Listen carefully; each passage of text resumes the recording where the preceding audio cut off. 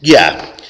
Still, we're discussing the Steve McNair Sahel Kazemi case, which again involves a corrupt cop, Don Aaron, and a secret family, and which now I'm discussing the secret family, how they work. That looking back now, what they do, they go into a person and they find out all they can find out about them. They have that database, and once they do that, they know, like if you need money, if you need your situation, if you ever were arrested, and they can use any of that information to swindle you, to get you to bend for whatever their purpose is. Just say, like if you need money, what they do is they'll offer you a position or offer you some type of job, or and they can do this by emails, by calling you and making it look like it's a legit thing. And hey, come on, I have a great opportunity for you. I'm your friend. That's how they come in.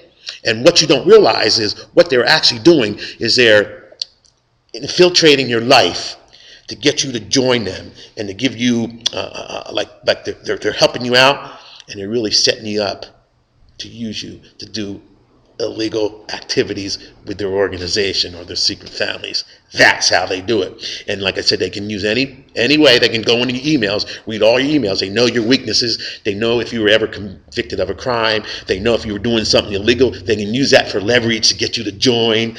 They can use how many different avenues to get you to join. And once you joined, once you're in, they got you. And once you receive money from them, they got you. If you're a government worker, they got you because you're all in their database. And that's postal workers.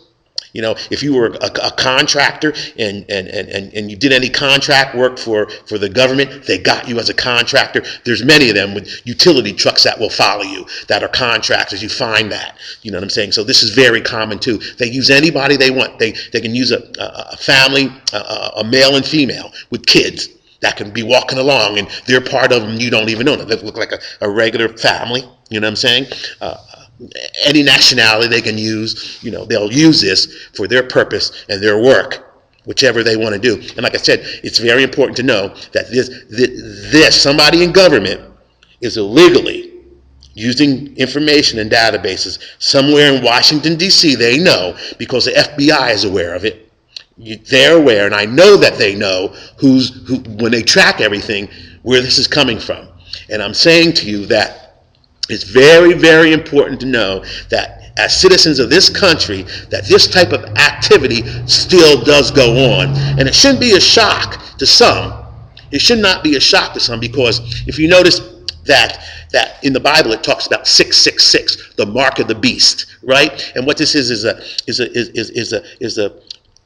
the God who sets up his reign, and he pretends he's God in a place, and he does whatever he wants, and he controls all the people, and you must do what he says. And if you don't do what he says, you have to take what they call the mark of the beast, of 666. And then if you don't take that mark, you lose. You can't work again. You know what I'm saying? And so you crumble in the land and you fall, which that's what they want me to do. And as I looked at that, I said to myself, I go, boy, it's written about them. And my point is this is why none of the police departments or the FBI to this day, you know what I'm saying, has ever contacted me one time. I haven't got one call to say, hey, can we get a document from you, or who's doing what to you, or what did you see? Not one call through all this. Isn't that amazing? Kind of, you know what I'm saying? And I'm saying, here I am. I'm violated. You know what I'm saying? In every, cyber, you know what I'm saying? Mentally, you know what I'm saying? All these violations and not one call. No, called in 911, can't even give a report. Nobody never called me, detective or nothing to say, hey, what happened here? Steve McNair, everybody knows him. They don't care. They don't care.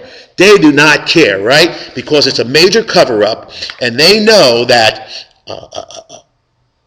with their operation, they know that the only way they can pull this off is to keep getting more people, keep infiltrating to wherever I go, that they go in and they pull out any type of base that I have, any type of relationship, like my family or that, where my sister Mary in Philadelphia, you know what I'm saying, where her behavior was strange, you know what I'm saying, and to see my landlord's son, John Boswick Jr., outside of her house, how did he know where she was? You know what I'm saying?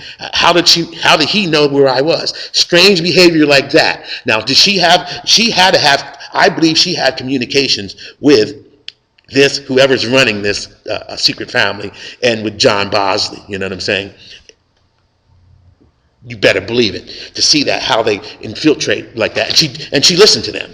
And the thing is, John, my landlord's son, listened to them. And you notice what I noticed, the behavior is that they have contact. They have cell contact. They have email contact. You know what I'm saying? With who they're bringing in. If you need money, they know just how to put that dingle that job in front of you, and to get you to get involved with them. And like I said, once you get involved, they got you. You know what I'm saying? And my situation is that it's illegal. It's an illegal operation. And all the citizens of the United States should know that this is going on. And when you report it, nothing is done. They look the other way. And my point is this: Don Aaron of the Nashville Police Department, how do you take the taxpayers' money and, knowing good and well, you have destroyed many of people who would never be involved in a secret family, that you have went in and been involved and caused them to err more in the land? How can you do that to me? Or how can you be involved or get so caught up in a group of people like this, to make you, as an honorable job that you had, to turn it into a corrupt, disgraceful position? And you have the nerve to wear a badge and a blue suit. And then on top of it, this is the clincher in this country, to have all the rest of the police officers from state to state cover him, and not say anything. You know what I'm saying? And back him up. Fire departments, in all the fire departments, the firemen, the same way. They're in it too. Cover and back him up. And yet, there's Steve McNair, Sahil Kasemi.